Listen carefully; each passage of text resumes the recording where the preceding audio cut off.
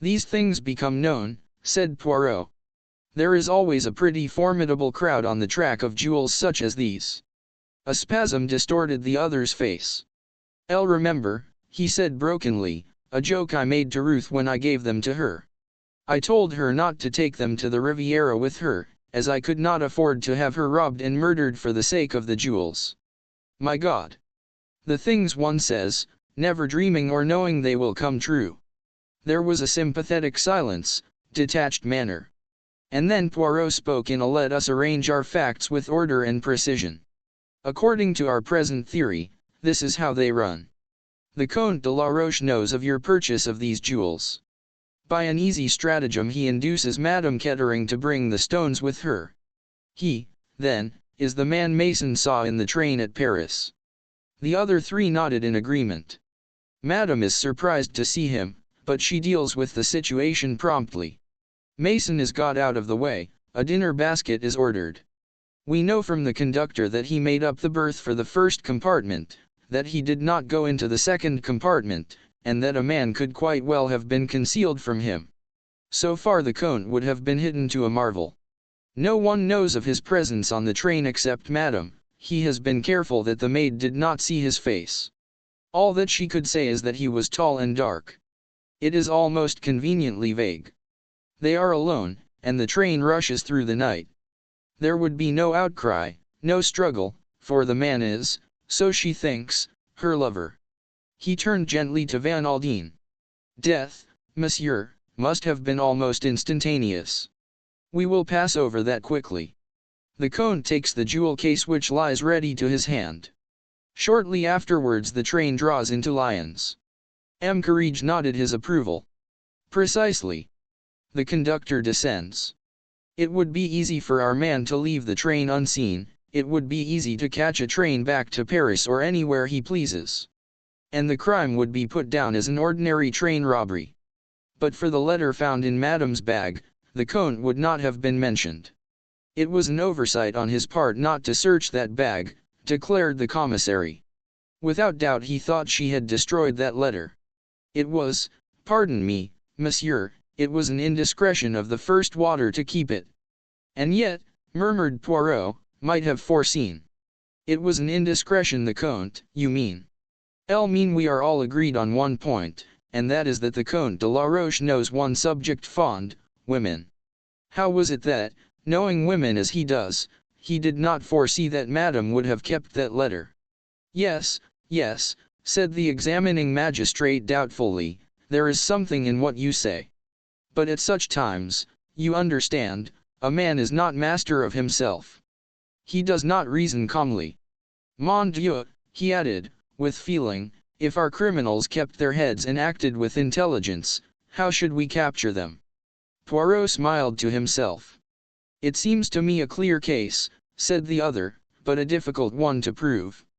He is a slippery customer, and unless the maid can identify him, which is most unlikely," said Poirot. "True, true." The examining magistrate rubbed his chin. "Going to be difficult."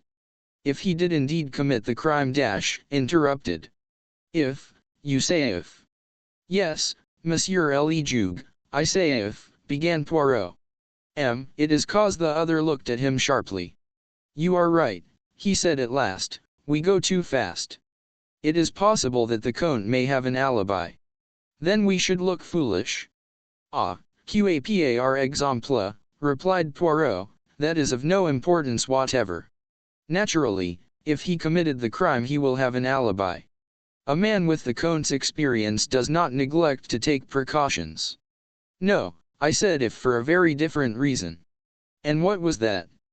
Poirot wagged an emphatic forefinger. "The psychology." Said the commissary. "The psychology is at fault. The Comte is a scoundrel, yes. The Comte is a swindler, yes. The Comte preys upon women, yes. He proposes to steal Madame's jewels, again yes. Is he the kind of man to commit murder? I say no. A man of the type of the Comte is always a coward, he takes no risks. He plays the safe, the mean, what the English call the low-down game, but murder, 100 times no. He shook his head in a dissatisfied manner. The examining magistrate, however, did not seem disposed to agree with him. The day always comes when such gentry lose their heads and go too far, he observed sagely. Doubtless that is the case here. Without wishing to disagree with you, M. Poirot, it was only an opinion, Poirot hastened to explain. The case is, of course, in your hands, and you will do what seems fit to you. I am satisfied in my own mind that the Comte de la Roche is the man we need to get hold of, said M. Courage. You agree with me, Monsieur le Commissaire? Perfectly. And you, M. Van Aldine?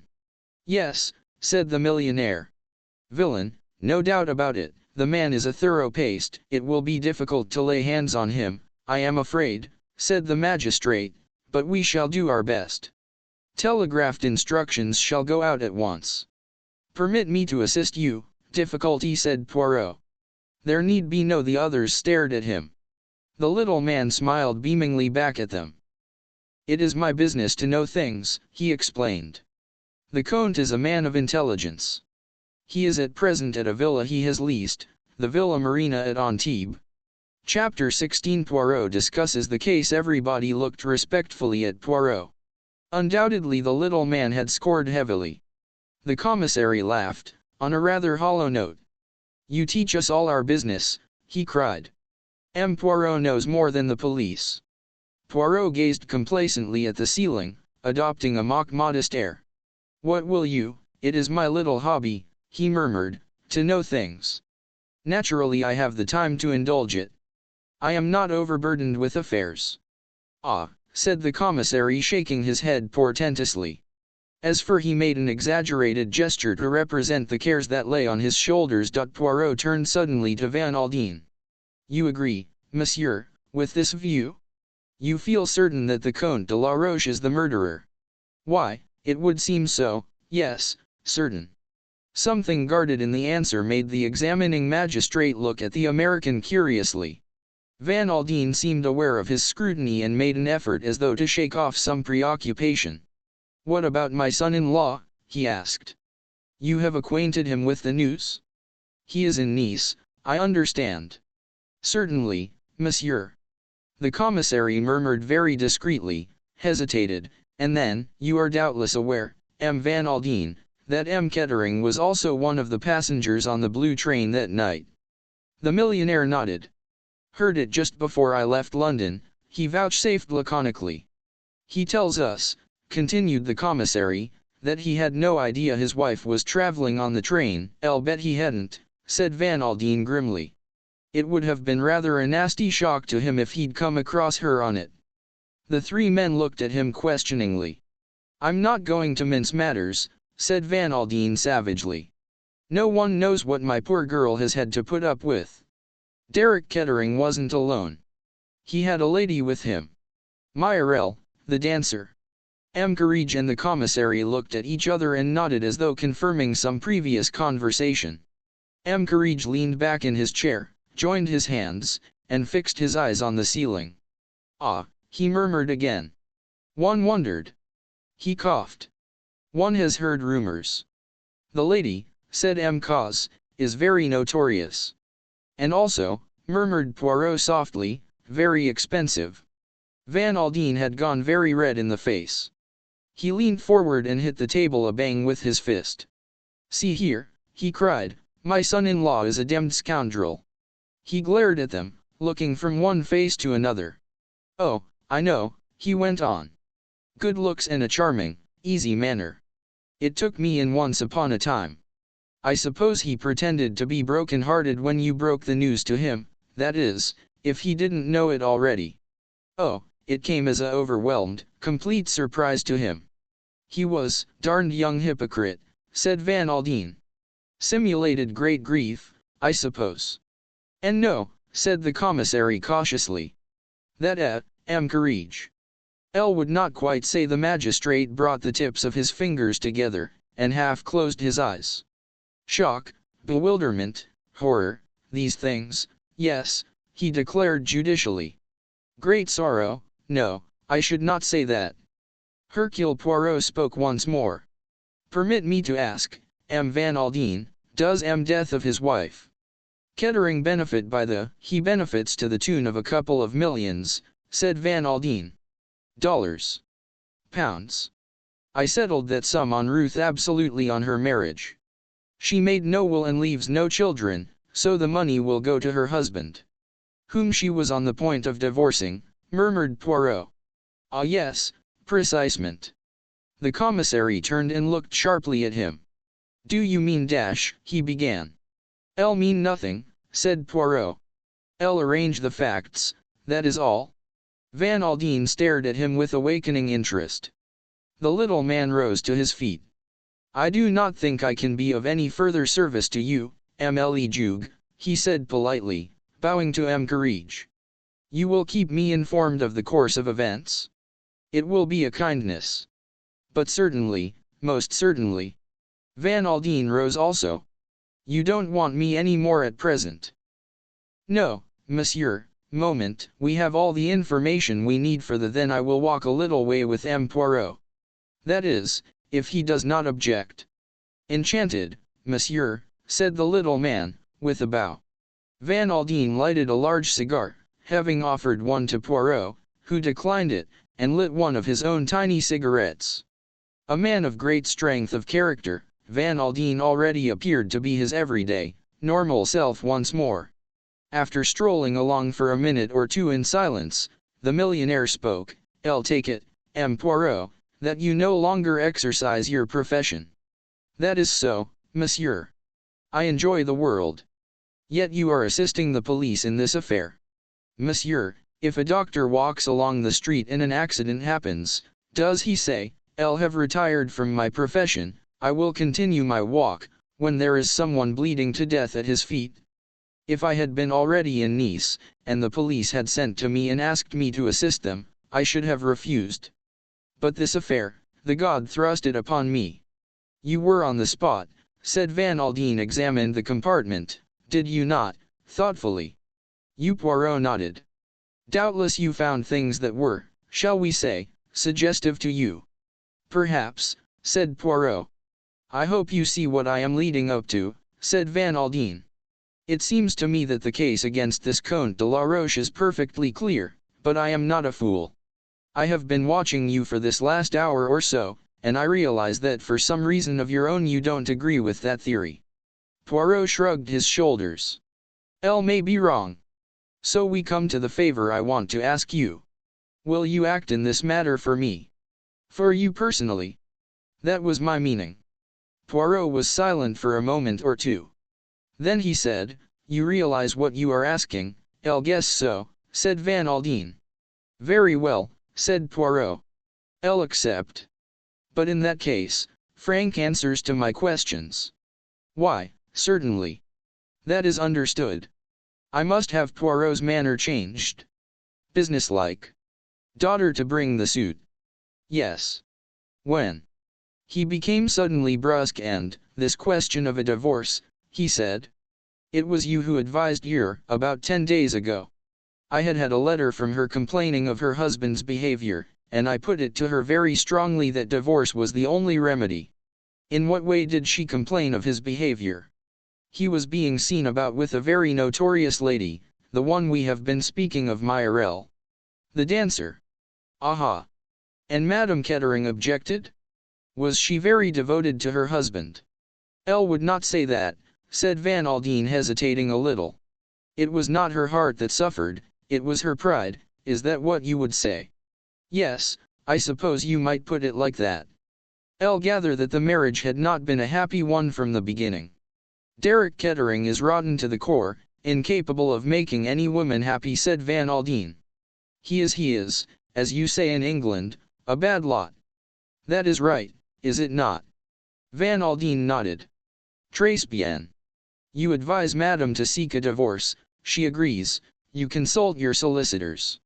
When does M. Kettering get news of what is in the wind? Elle sent for him myself, proposed to take, and explained the course of action. And what did he say? Murmured Poirot softly. Van Aldine's face darkened at the remembrance. He was infernally impudent. Excuse the question, Comte de la Roche. Monsieur, but did he refer himself to Le not by name, growled the other unwillingly, himself cognizant of the affair. But he showed what, if I may ask, was M. Kettering's financial position at the time. How do you suppose I should know that? Asked Van Aldine, after a very brief hesitation. It seemed likely to me that you would inform yourself on that point. Well, you are quite right, I did. I discovered that Kettering was on the rocks. And now he has inherited £2,000,000. My foi, strange thing, is it not? Van Aldine looked at him sharply. What do you mean? It is I'll moralize, said Poirot. I'll reflect, I speak the philosophy. But to return to where we were. Surely M. Kettering did not propose to allow himself to be divorced without making a fight for it. Van Aldine did not answer for a minute or two, then he said. I don't exactly know what his intentions were. Did you hold any further communications with him? Again a slight pause, then Van Aldine said, no. Poirot stopped dead, took off his hat, and held out his hand. I must wish you good day, monsieur. I can do nothing for you. What are you getting at? Demanded Van Aldine angrily. If you do not tell me the truth, I can do nothing. I don't know what you mean. I think you do. You may rest assured, M. Van Aldine, that I know how to be discreet. Very well, then, said the millionaire. I'll admit that I was not speaking the truth just now. I did have further communication with my son-in-law. Yes. To be exact, I sent my secretary, Major Knighton, to see him, with instructions to offer him the sum of £100,000 in cash if the divorce went through undefended.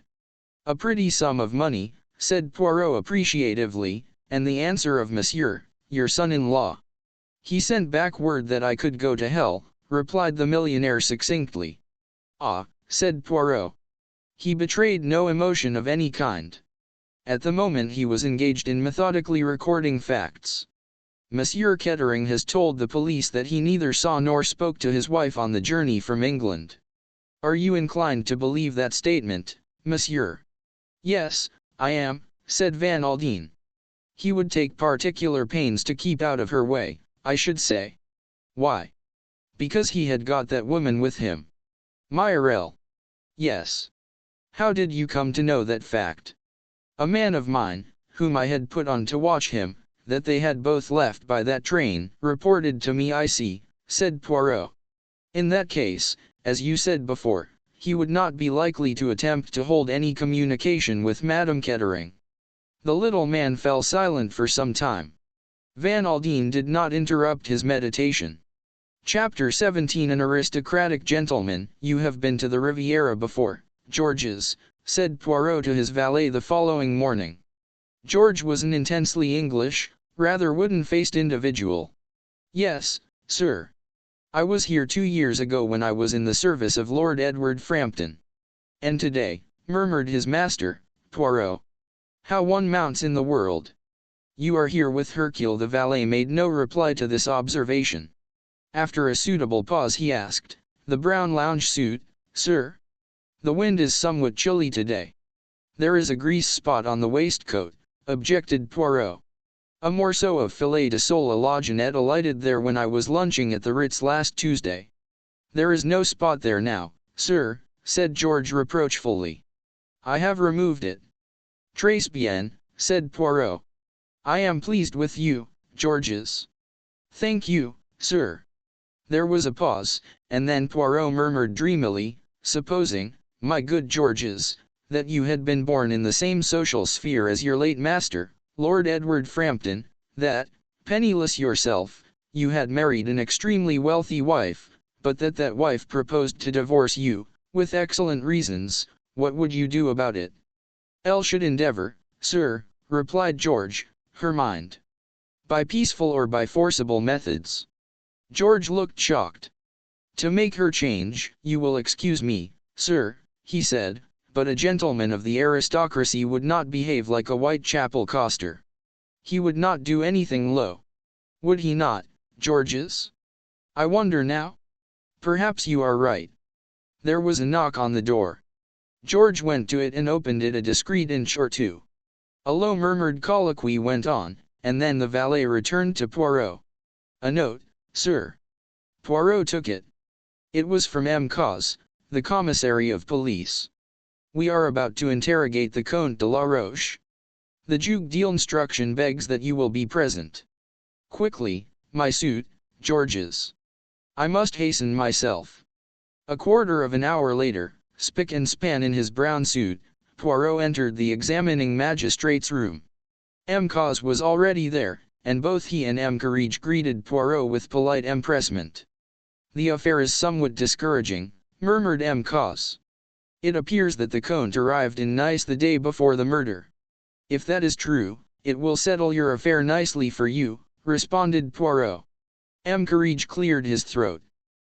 "We must not accept this alibi without very cautious inquiry," he declared.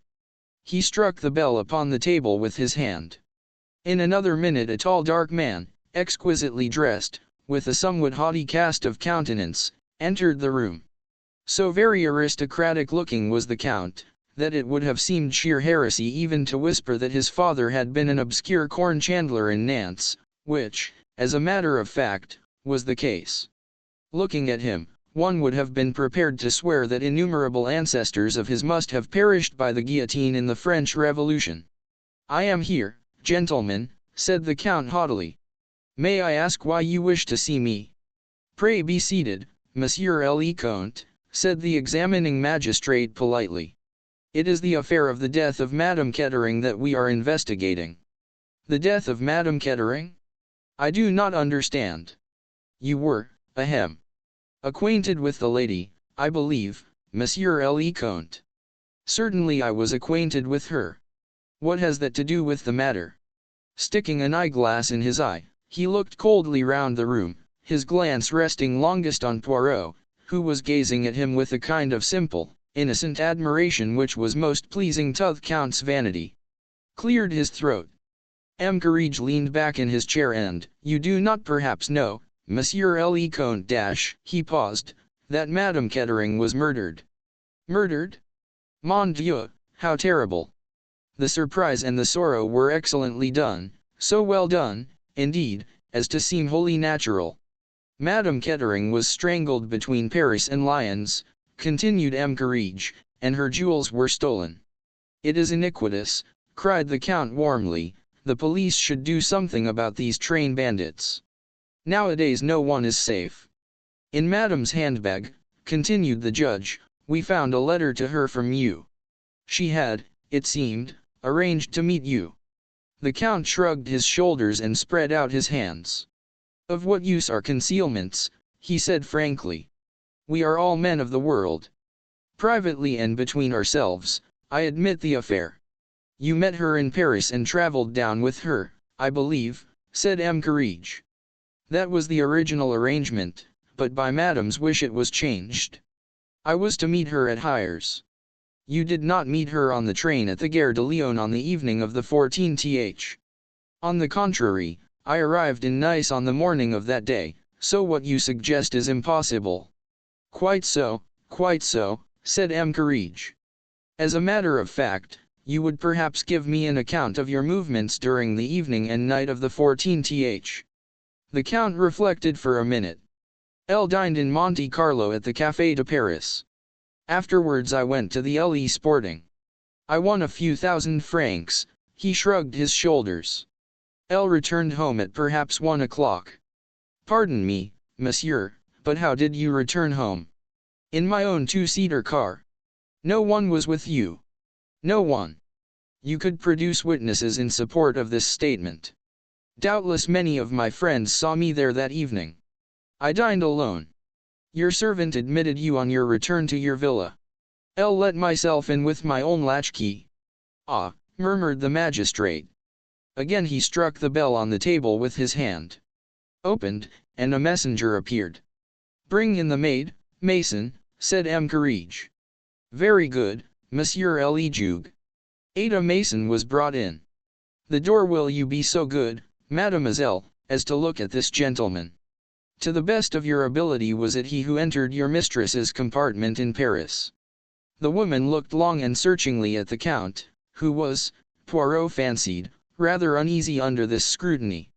"I could not say, sir, I am sure," said Mason at last. "It might be and again it might not. Seeing as how I only saw his back, it's hard to say. I rather think it was the gentleman." "But you are not sure?" "No," said Mason unwillingly, "and no, I am not sure." "You have seen this gentleman before in Curzon Street?" Mason shook her head. "Elle should not be likely to see any visitors that come to Curzon Street," she explained, "unless they were staying in the house." "Very well, that will do," said the examining magistrate sharply. Evidently he was disappointed. "One moment," said Poirot. "There is a question I would like to put to mademoiselle, if I may." "Certainly, M. Poirot, certainly, by all means." Poirot addressed himself to the maid. "What happened to the tickets?" "The tickets, sir?" "Yes, the tickets from London to Nice." "Have them." "Did you or your mistress?" "The mistress had her own Pullman ticket, sir, the others were in my charge." "What happened to them?" "Elle gave them to the conductor on the French train, sir, he said it was usual."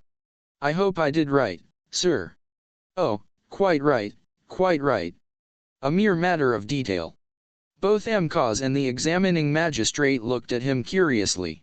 Mason stood uncertainly for a minute or two, and then the magistrate gave her a brief nod of dismissal, and she went out.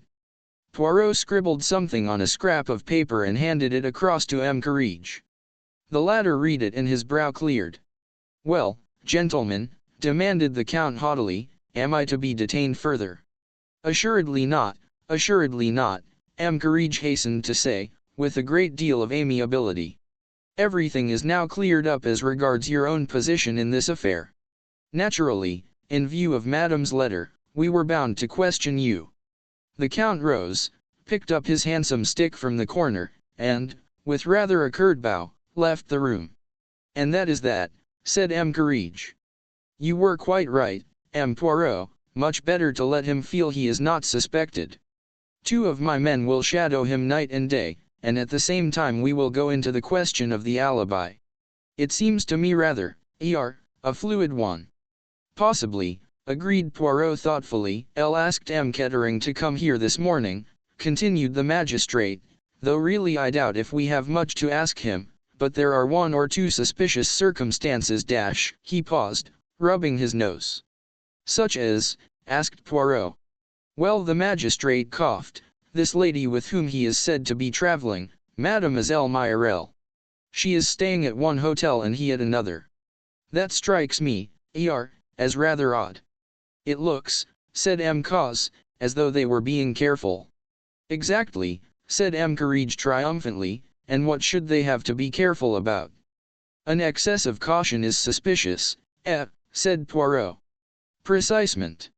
We might, I think." 2 questions, murmured Poirot, "ask Kettering one or the magistrate gave instructions." A moment or two later, Kettering, debonair as ever, entered the room. "Good morning, monsieur," said the judge politely. "Derek." "Good morning," said Derek Kettering curtly. "You sent for me. Has anything fresh turned up?" "Pray sit down, monsieur." Derek took a seat and flung his hat and stick on the table. "Well," he asked impatiently. "We have, so far, no fresh data," said Courage cautiously. "That's very interesting," said Derek drily. "Did you get me here in order to tell me that?"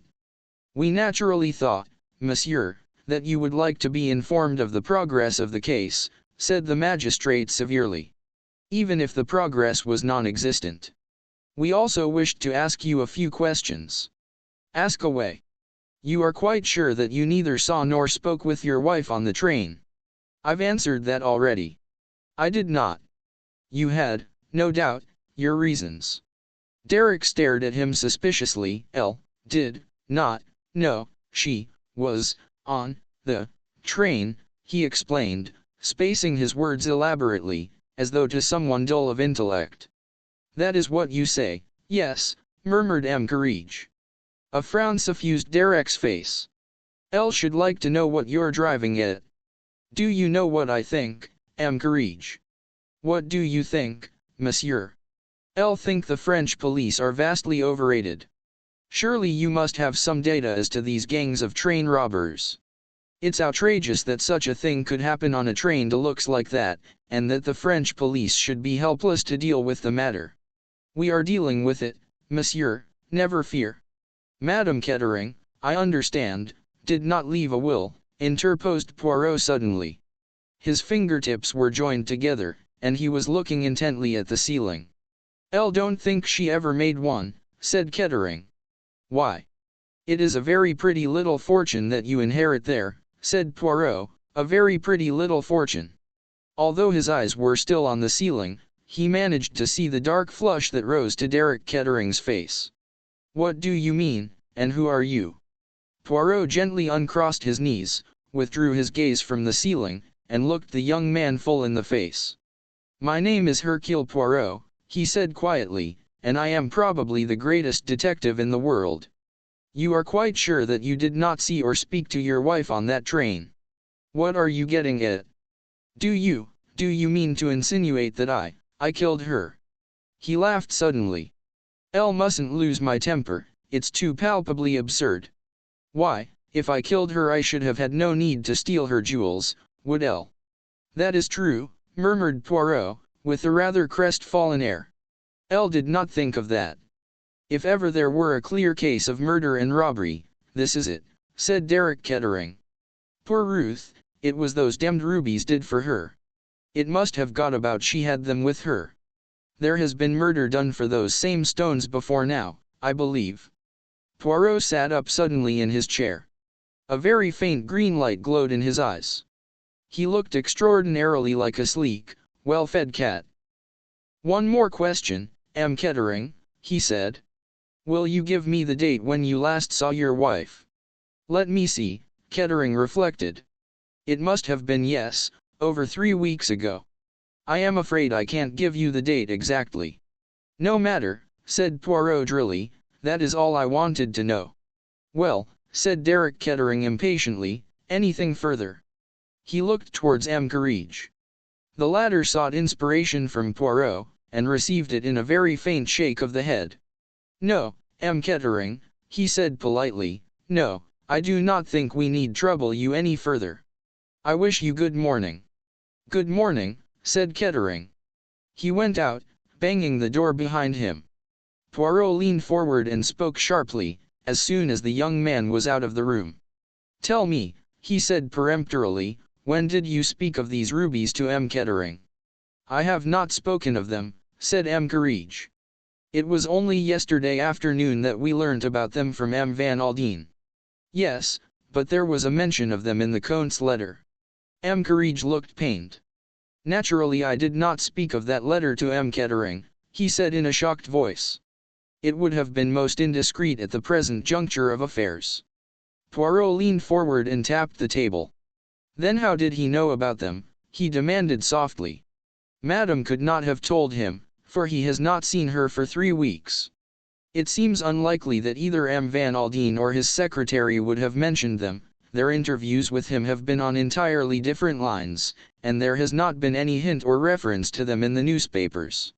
He got up and took his hat and stick. And yet, he murmured to himself, our gentleman knows all about them. I wonder now, yes, I wonder. Chapter 18 Derek lunches. Derek Kettering went straight to the Negresco, where he ordered a couple of cocktails and disposed of them rapidly, then he stared moodily out over the dulling blue sea. He noted the passers-by mechanically, a demmed dull crowd, badly dressed, and painfully uninteresting. One hardly ever saw anything worthwhile nowadays. Then he corrected this last impression rapidly, as a woman placed herself at a table a little distance away from him. She was wearing a marvelous confection of orange and black, with a little hat that shaded her face. He ordered a third cocktail, again he stared out to sea, and then suddenly he started. A well-known perfume assailed his nostrils, and he looked up to see the orange and black lady standing beside him. He saw her face now, and recognized her. It was Myriel. She was smiling that insolent, seductive smile he knew so well. Derek, she murmured. You are pleased to see me, no? She dropped into a seat the other side of the table. But welcome me, then, stupid one, she mocked. This is an unexpected pleasure, said Derek. When did you leave London? She shrugged her shoulders. A day or two ago. And the Parthenon? I have, how do you say it? Given them the chuck. Really?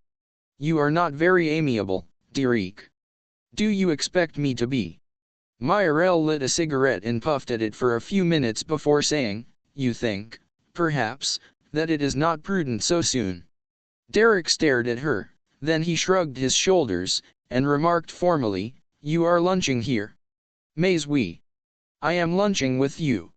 I am extremely sorry, said Derek. Engagement. I have a very important, mon Dieu. But you men are like children, exclaimed the dancer. But yes, it's the spoilt child that you act to me, ever since that day in London when you flung yourself out of my flat, you sulk. Ah.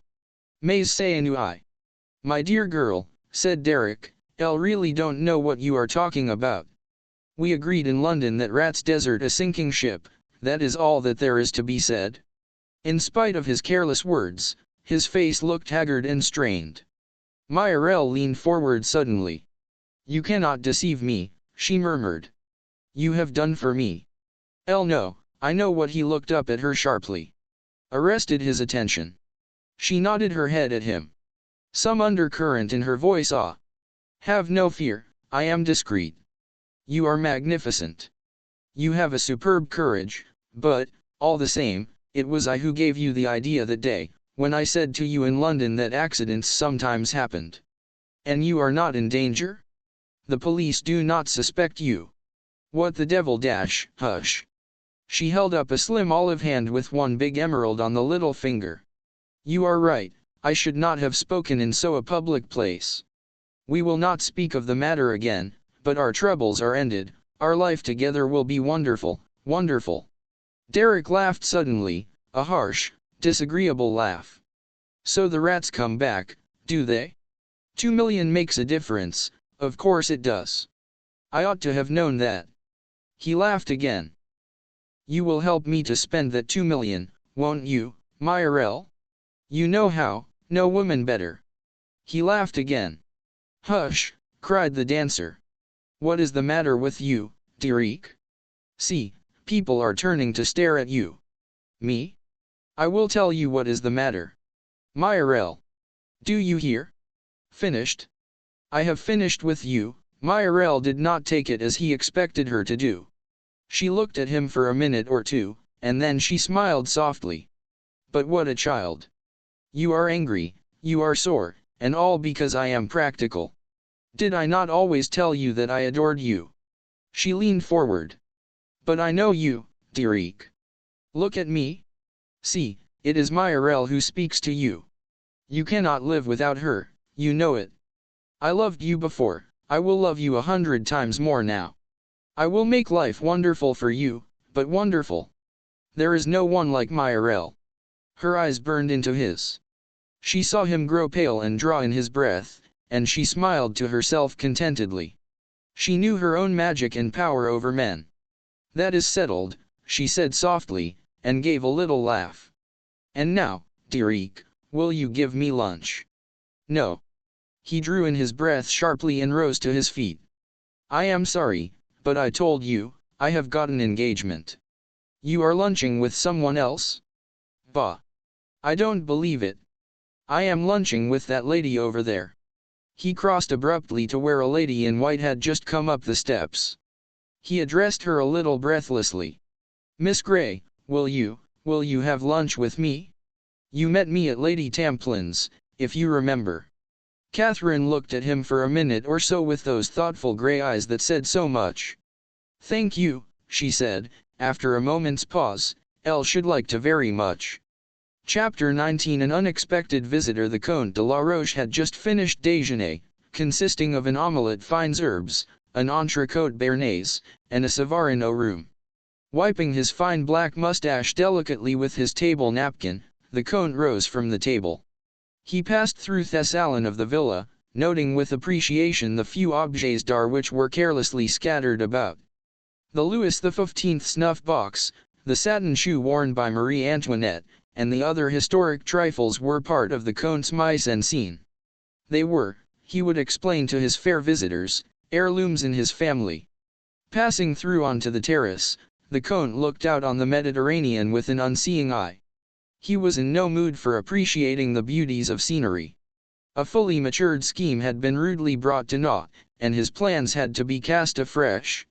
Stretching himself out in a basket chair, a cigarette held between his white fingers, the Comte pondered deeply. Presently Hippolyte, his manservant, brought out coffee and a choice of liqueurs. The Comte selected some very fine old brandy. As the manservant was preparing to depart, the Comte arrested him with a slight gesture. Hippolyte stood respectfully to attention. His countenance was hardly a prepossessing one, but the correctitude of his demeanor went far to obliterate the fact. He was now the picture of respectful attention. "It is possible," said the Comte, "that in the course of the next few days various strangers may come to the house. They will endeavor to scrape acquaintance with you and with Marie. They will probably ask you various questions concerning me." "Yes, Monsieur le Comte." "Perhaps this has already happened." "No, Monsieur le Comte. There have been no strangers about the place." "You are certain?" "There has been no one, Monsieur le Comte." "That is well," said the Comte drily, "nevertheless they will come, I am sure of it. They will ask questions." Hippolyte looked at his master in intelligent anticipation. The Comte spoke slowly, without looking at Hippolyte. "As you know, I arrived here last Tuesday morning. If the police or any other inquirer should question you, do not forget that fact. I arrived on Tuesday, the 14th, not Wednesday, the 15th. You understand?" "Perfectly, Monsieur le Comte. In an affair where a lady is concerned, it is always necessary to be discreet." "I feel certain, Hippolyte, that you can be discreet." "I can be discreet, monsieur." "And Marie?" "Marie also." "I will answer for her." "That is well then," murmured the Comte. When Hippolyte had withdrawn, the Comte sipped his black coffee with a reflective air. Occasionally he frowned, once he shook his head slightly, twice he nodded it. Into the midst of these cogitations came Hippolyte once more. "A lady, monsieur." "A lady?" The Comte was surprised.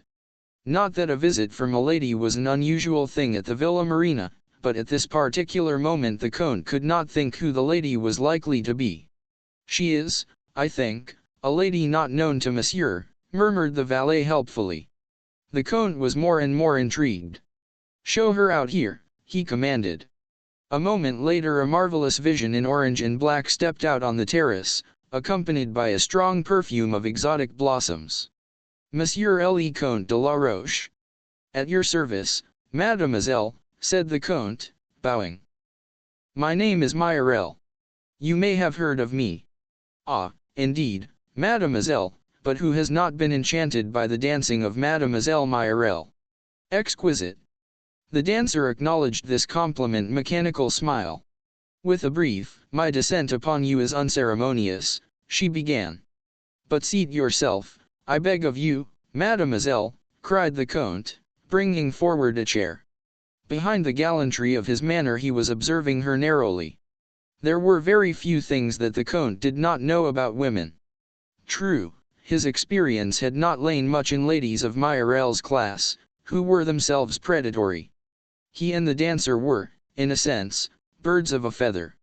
His arts, the Comte knew, would be thrown away on Myriel. She was a Parisienne, and a shrewd one. Nevertheless, there was one thing that the Comte could recognize infallibly when he saw it. He knew at once that he was in the presence of a very angry woman, and an angry woman, as the Comte was well aware, always says more than is prudent, and is occasionally a source of profit to a level-headed gentleman who keeps cool. "It is most amiable of you, mademoiselle, to honor my poor abode thus." "We have mutual friends in Paris," said Myriel. "I have heard of you from them, but I come to see you today for another reason. I have heard of you since I came to Nice, in a different way, you understand." "Ah," said the Comte softly. "Elle will be brutal," continued the dancer, "nevertheless, believe that I have your welfare at heart. They are saying in Nice, Monsieur le Comte, that you are the murderer of the English lady, Madame Kettering. L. The murderer of Madame Kettering? Pa. But how absurd. He spoke more languidly than indignantly, knowing that he would thus provoke her further. But yes, she insisted, it is as I tell you. It amuses people to talk, murmured the Comte indifferently. It would be beneath me to take such wild accusations seriously. You do not understand. Myriel bent forward, her dark eyes flashing. It is not the idle talk of those in the streets. It is the police. The police, ah.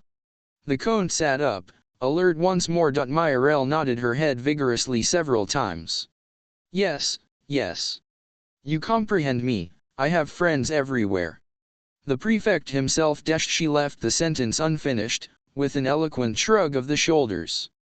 Who is not indiscreet where a beautiful woman is concerned, murmured the Count politely. The police believe that you killed Mrs. Kettering. Wrong. But certainly they are wrong, agreed the Comte easily.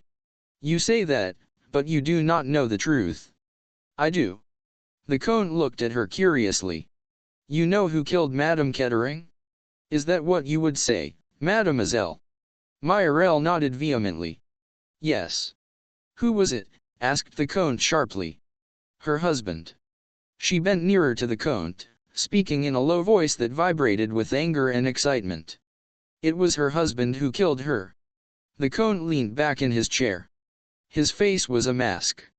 Let me ask you, mademoiselle, how do you know this? How do I know it? Myriel sprang to her feet, with a laugh. He boasted of it beforehand. He was ruined, bankrupt, disinured. Only the death of his wife could save him. He told me so. He traveled on the same train, but she was not to know it. Why was that, I ask you? So that he might creep upon her in the night, ah. She shut her eyes, I can see it happening. The Count coughed. Perhaps, he murmured. But surely, mademoiselle, in that case he would not steal the jewels. The jewels, breathed Myriel. The jewels. Ah. Those rubies. Her eyes grew misty, a faraway light in them. The Comte looked at her curiously, wondering for the 100th time at the magical influence of precious stones on the female sex. He recalled her to practical matters. What do you want me to do, mademoiselle? Myriel became alert and businesslike once more. Surely it is simple. You will go to the police. You will say to them that M. Kettering committed this crime. And if they do not believe me? If they ask for proof? He was eyeing her closely. Myriel laughed softly, closer round her. And drew her orange and black wrap. Send them to me, Monsieur le Comte, she said softly, Elle will give them the proof they want. Upon that she was gone, accomplished.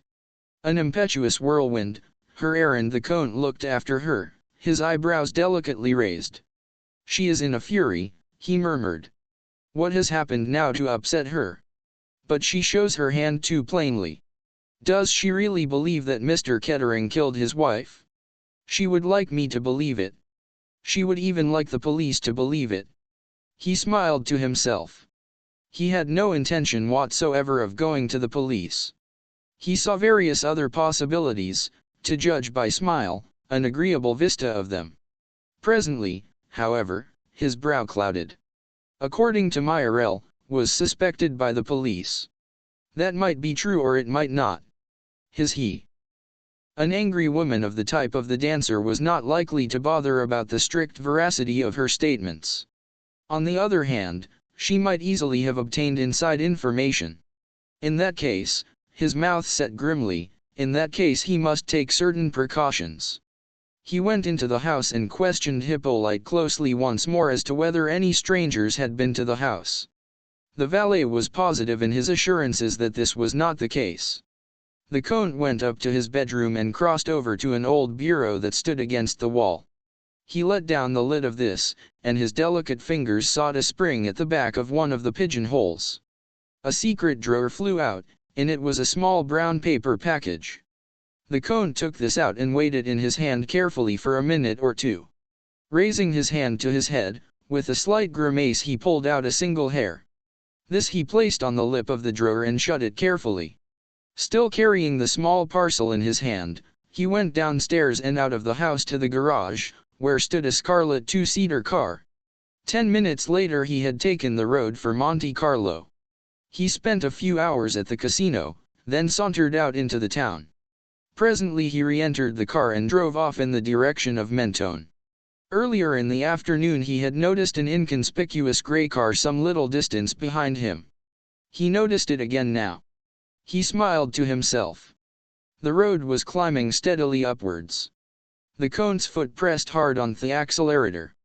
The little red car had been specially built to the Count's design, and had a far more powerful engine than would have been suspected from its appearance. It shot ahead. Presently he looked back and smiled. The gray car was following behind. Smothered in dust, the little red car leaped along the road. It was traveling now at a dangerous pace, but the Count was a first-class driver. Now they were going downhill, twisting and curving unceasingly. Presently the car slackened speed, and finally came to a standstill before a bureau de poste. The Count jumped out, lifted the lid of the tool chest, extracted the small brown paper parcel and hurried into the post office. 2 minutes later he was driving once more in the direction of Mentone. When the grey car arrived there, the Count was drinking English 5 o'clock tea on the terrace of one of the hotels. Later, he drove back to Monte Carlo, dined there, and reached home once more at 11 o'clock. Hippolyte came out to meet him with a disturbed face. "Ah! Monsieur Le Count has arrived. Telephone me, by any chance?" The Count shook his head. Monsieur Le Count did not, and yet at 3 o'clock I received a summons from Monsieur Le Count, to present myself to him at Nice, at the Negresco. "Really," said the Count, "and you went?" "Certainly, monsieur, but at the Negresco they knew nothing of Monsieur Le Count, he had not been there." "Ah," said the Count, "doubtless at that hour Marie was out doing her afternoon marketing." "That is so, Monsieur Le Count." "Ah, well," said the Count, "it is of no importance. A mistake." He went upstairs, smiling to himself. Once within his own room, he bolted his door and looked sharply round. Everything seemed as usual. He opened various drawers and cupboards. Then he nodded to himself. Things had been replaced almost exactly as he had left them, but not quite. It was evident that a very thorough search had been made. He went over to the bureau and pressed the hidden spring. The drawer flew open, but the hair was no longer where he had placed it. He nodded his head several times. "They are excellent, our French police," he murmured to himself, "excellent. Nothing escapes them." Chapter 20 Catherine makes a friend. On the following morning Catherine and Lennox were sitting on the terrace of the Villa Marguerite. Something in the nature of a friendship was springing up between them, despite the difference in age. But for Lennox, Catherine would have found life at the Villa Marguerite quite intolerable. The Kettering case was the topic of the moment. Lady Tamplin frankly exploited her guest's connection with the affair for all it was worth. The most persistent rebuffs that Catherine could administer quite failed to pierce Lady Tamplin's self-esteem. Lennox adopted a detached attitude, seemingly amused at her mother's maneuvers, and yet with a sympathetic understanding of Catherine's feelings. The situation was not helped by Chubby, whose naive delight was unquenchable, and who introduced Catherine to all and sundry. "This is Miss Grey. You know that blue train business? She was in it up to the ears. Had a long talk with Ruth Kettering a few hours before the murder. Bit of luck for her, eh?" A few remarks of this kind had provoked Catherine that morning to an unusually tart rejoinder, and when they were alone together Lennox observed in her slow drawl not used to exploitation, "Are you? You have a lot to learn, Catherine. I am sorry I lost my temper. I don't, as a rule. It is about time you learned to blow off steam.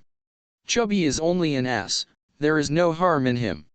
Mother, of course, is trying, but you can lose your temper with her until Kingdom Come, and it won't make any impression. She will open large, set blue eyes at you and not care a bit. Catherine made no reply to this filial observation, presently went on, and Lennox, I am rather like Chubby. I delight in a good murder, and besides, well, knowing Derek makes a difference. Catherine nodded. So you lunched with him yesterday, pursued Lennox reflectively. Do you like him, Catherine? Catherine considered for a minute or two. Don't know, she said very slowly. He is very attractive. Yes, he is attractive. What don't you like about him? Catherine did not reply to the question, or at any rate not directly. He spoke of his wife's death, she said. He said he would not pretend that it had been anything but a bit of most marvelous luck for him. And that shocked you, I suppose, said Lennox. She paused, and then added in rather a queer tone of voice, he likes you, Catherine. He gave me a very good lunch, said Catherine, smiling. Lennox refused to be sidetracked. Elle saw it the night he came here, she said thoughtfully. The way he looked at you, and you are not his usual type, just the opposite. Well, I suppose it is like religion, you get it at a certain age. Mademoiselle is wanted at the telephone, said Marie, appearing at the window of the salon. Hercule Poirot desires to speak with her. More blood and thunder. Go on, Catherine, go and dally with your detective. Hercule Poirot's voice came neat and precise in its intonation to Catherine's ear. That is Mademoiselle Gray who speaks. Mademoiselle, I have a word for you from M. Van Aldine, the father of Madame Kettering. He wishes very much to speak with you, either at the Villa Marguerite or at his hotel, whichever you prefer. Catherine reflected for a moment, but she decided that for Van Aldine to come to the Villa Marguerite would be both painful and unnecessary. Lady Tamplin would have hailed his advent with far too much delight. She never lost a chance of cultivating millionaires. She told Poirot that she would much rather come to Nice. Excellent, mademoiselle. I will call for you myself in an auto. Shall we say in about 3/4 of an hour? Punctually to the moment Poirot appeared. Catherine was waiting for him, and they drove off at once. Well, mademoiselle, how goes it? She looked at his twinkling eyes, and was confirmed in her first impression that there was something very attractive about Hercule Poirot. This is our own Roman policy, is it not? Said Poirot. Elle made you the promise that we should study it together. And me, I always keep my promises. You are too kind, murmured Catherine. Ah, you mock yourself at me, but do you want to hear the developments of the case or do you not? Catherine admitted that she did, and Poirot proceeded to sketch for her a thumbnail portrait of the Comte de la Roche. You think he killed her, said Catherine thoughtfully. That is the theory, said Poirot guardedly. Do you yourself believe that? Elle did not say so. And you, mademoiselle, what do you think? Catherine shook her head. How should I know? I don't know anything about those things, but I should say that yes, said Poirot encouragingly. Well, from what you say the Count does not sound the kind of man who would actually kill anybody. Ah. Very good, cried Poirot, you agree with me, that is just what I have said. He looked at her sharply. Kettering. But tell me, you have met Mr. Derek. Elle met him at Lady Tamplin's, and I lunched with him yesterday. A mauvais sujet, said Poirot, shaking his head, but les femmes, they like that, eh? He twinkled at Catherine and she laughed. He is the kind of man one would notice anywhere, continued Poirot. Doubtless you observed him on the blue train. Yes, I noticed him. In the restaurant car? No, I didn't notice him at meals at all.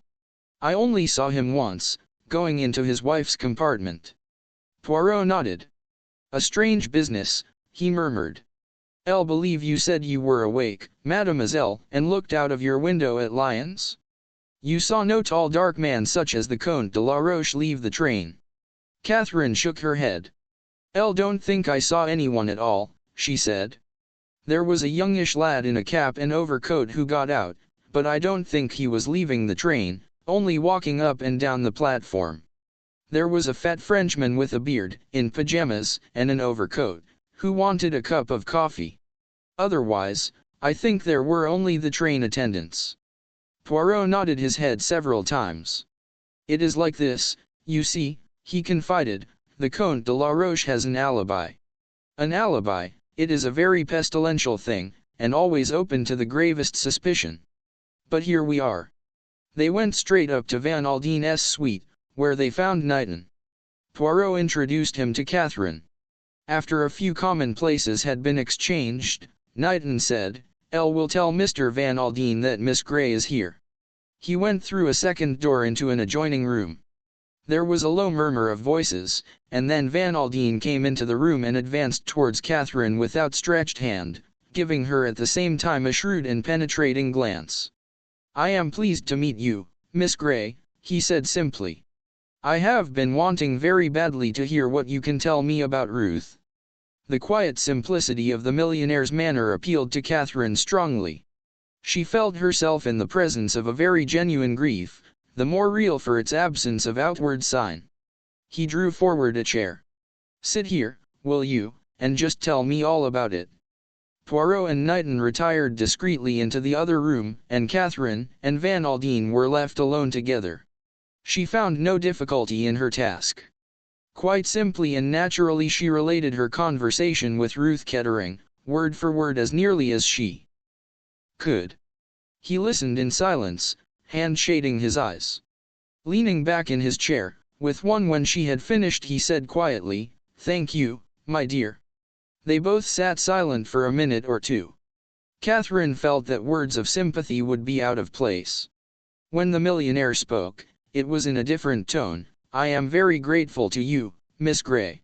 I think you did something to ease my poor Ruth's mind in the last hours of her life. Now I want to ask you something. You know, M. Poirot will have told you about the scoundrel that my poor girl had got herself mixed up with. He was the man of whom she spoke to you, the man she was going to meet. In your judgment, do you think she might have changed her mind after her conversation with you? Do you think she meant to go back on her word? Elle can't honestly tell you. She had certainly come to some decision, and seemed more cheerful in consequence of it. She gave you no idea where she intended to meet the skunk, whether in Paris or at Hyères?" Catherine shook her head. "She said nothing as to that." "Ah," said Van Aldine thoughtfully, "and that is the important point. Well, time will show." He got up and opened the door of the adjoining room. Knighton came back. Poirot and Catherine declined the millionaire's invitation to lunch, and Knighton went down with her and saw her into the waiting car. He returned to find Poirot and Van Aldine deep in conversation. "If we only knew," said the millionaire thoughtfully, "what decision Ruth came to. It might have been any of half a dozen. She might have meant to leave the train at Paris and cable to me. She may have meant to have gone on to the south of France and have an explanation with the Count there. We are in the dark, absolutely in the dark. But we have the maid's word for it that she was both startled and dismayed at the Count's appearance at the station in Paris. That was clearly not part of the preconceived plan. You agree with me, Knighton?" The secretary started. "I'll beg your pardon, Mr. Van Aldine. I was not listening." "Daydreaming, said Van Aldine. "That's not like you.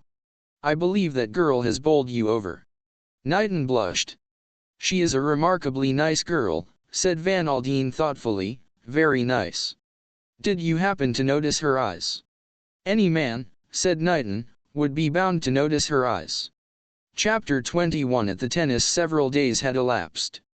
Catherine had been for a walk by herself one morning, and came back to find Lennox grinning at her expectantly. "Your young man has been ringing you up, Catherine." "Who do you call my young man?" "A new one, Rufus Van Aldine's secretary. You seem to have made rather an impression there.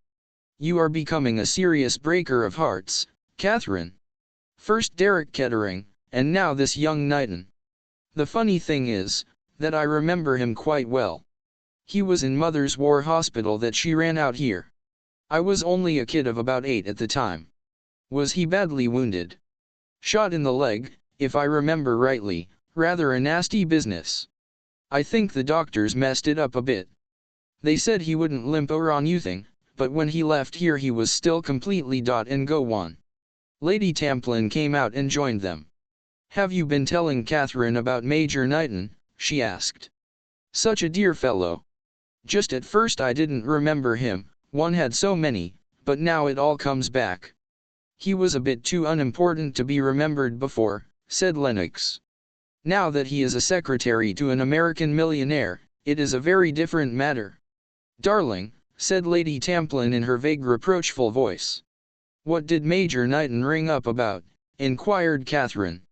"He asked if you would like to go to the tennis this afternoon. If so, he would call for you in a car. Mother and I accepted for you with empressement. Whilst you dally with a millionaire's secretary, you might give me a chance with the millionaire, Catherine. He is about 60, I suppose, so that he will be looking about for a nice sweet young thing like me." "Elle should like to meet Mr. Van Aldine," said Lady Tamplin earnestly, "one has heard so much of him. Those fine rugged figures of the Western world." She broke off. "So fascinating," she murmured. "Major Knighton was very particular to say it was Mr. Van Aldine's invitation," said Lennox. "He said it so often that I began to smell a raw. You and Knighton would make a very nice pair, bless you, my children." Catherine laughed, and went upstairs to change her clothes.